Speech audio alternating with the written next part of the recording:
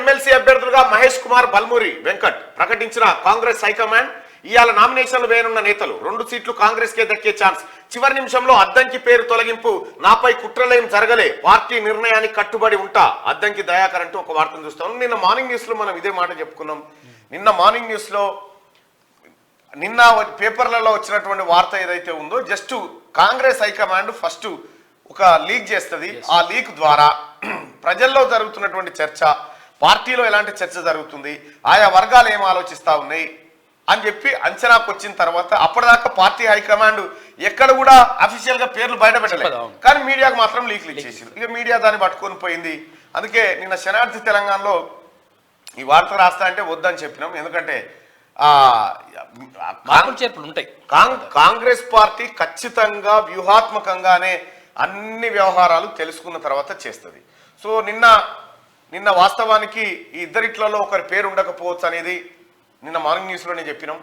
అన్నట్టుగానే అద్దంకి దయాకర్ అన్న ఆ పేరును అయితే బల్మూరి వెంకట్ కు ఇంకేదన్నా ఇయ్యబోతున్నారా ఏందని అనుకున్నాం, కానీ ఆయన ఎమ్మెల్సీ కంటిన్యూ చేయించి అద్దంకి దయాకర్ అన్నను ఆయన ప్లేస్ లో చేసిరు. వాస్తవానికి అద్దంకి దయాకర్ అన్నను తప్పించడానికి, లేకపోతే వాళ్ళు ఉన్నటువంటి ఆలోచన నుంచి తప్పించడానికి ప్రధాన కారణం ఏంటంటే, ఇప్పటికే మాలా మాదిగా అనేటువంటి ఈక్వేషన్ లో అనేకమైనటువంటి ఏది వాళ్ళకు ఈ 2 వర్గాలకు అత్యధిక స్థానాలు దక్కినాయి అని చెప్పి, వాళ్ళకు రావాల్సిన కోట నిండుగా ఉందని చెప్పి, నిండు కుండలాగా ఉందని చెప్పి ఒక వాదన కనిపిస్తూ ఉంటే, సో మరి అద్దంకి దయాకర్ 100% అర్హుడు, ఉద్యమకారుడు, అన్ని రకాలుగా ఆయన సేవలు అందించుడు. ఇది ఇట్లా పెడితే ఇక మహేష్ కుమార్ గౌడ్ రాజీవ్ గాంధీ ఉన్నప్పటి నుంచి ఉన్నాడు ఈ కాంగ్రెస్ పార్టీలో. రాజీవ్ గాంధీ ఆయన ప్రధానమంత్రి ఉన్నప్పటి నుంచి ఉంది ఈయన పోరాటం.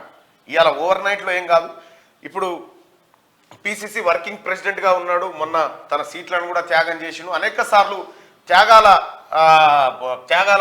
త్యాగాలకు బలైపోయినటువంటి వ్యక్తి మహేష్ కుమార్ గౌడ్కి ఖచ్చితంగా అవకాశం ఇచ్చి తీరాల్సిందే అనేది హైకమాండ్ భావించింది కాబట్టి ఆ కార్యక్రమాన్ని తీసుకుంది. ఇక మహేష్ కుమార్ గౌడ్కు ఇది ఉంటే, ఇక బల్మూర్ వెంకట్ నిజంగా వాస్తవానికి కాంగ్రెస్ పార్టీలో